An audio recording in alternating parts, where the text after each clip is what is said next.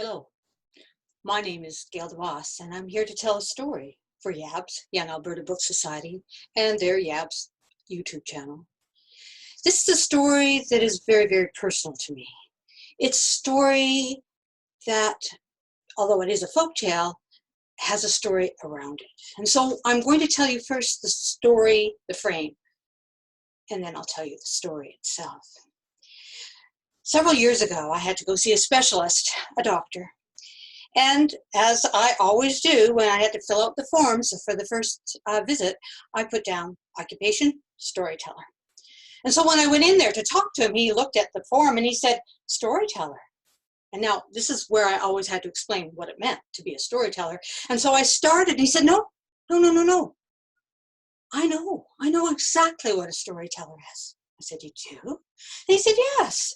He said, about 15 years ago, I heard a story on CBC radio. It was about a musician, and I'm a musician. I play guitar, and anytime there's a story about a musician, of course I listen. And the story, well, it became one that I told over and over and over again. Would you like to hear it? I said, of course. And so he told me the story. And he did a great job. But what was so amazing to me was it was my story. I was a storyteller that had told it and recorded it on CBC in the first place that many years ago.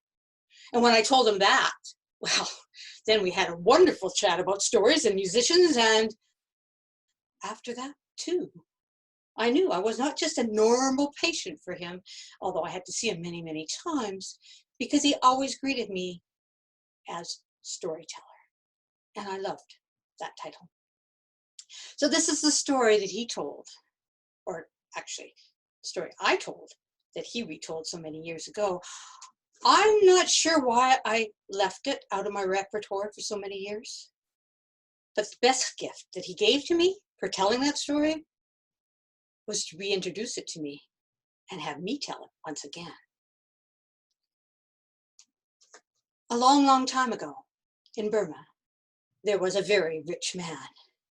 And this rich man had a son, and he was so excited. When the baby was born, he thought, what will he grow up to be? He could be a famous doctor. He could become a famous politician. He could become a famous teacher. Oh no. No, what he can be is a famous harp player. We have never had a musician in our entire family history. Oh, that's what he'll be. He'll be a famous harp player. And so when the boy grew up a little bit, his father bought him a small harp and sent him on his way to a teacher. And the boy took lessons, and he practiced, and he practiced, and he practiced, but he couldn't learn how to play the harp. He broke the strings. He couldn't get his fingers working the way they should. He had a terrible time. And so the father, he bought him a new harp, a better harp, and sent him to a different teacher. And again, the boy practiced, practiced, practiced, but to no avail. And finally, the teacher came to the father and said, I'm sorry, your son just cannot learn how to play the harp. And so the father gave the teacher more money, and he continued to teach him. And the boy continued to practice. And he practiced and practiced. And every time he couldn't play, his father would go out and buy him a new harp, a bigger harp, one with gold strings, one that played so beautifully, if you knew how to play it. And then one day, the father died. And so the mother continued to buy harps and send the boy to harp lessons. And he continued to practice. And he continued not to be able to learn how to play the harp very well.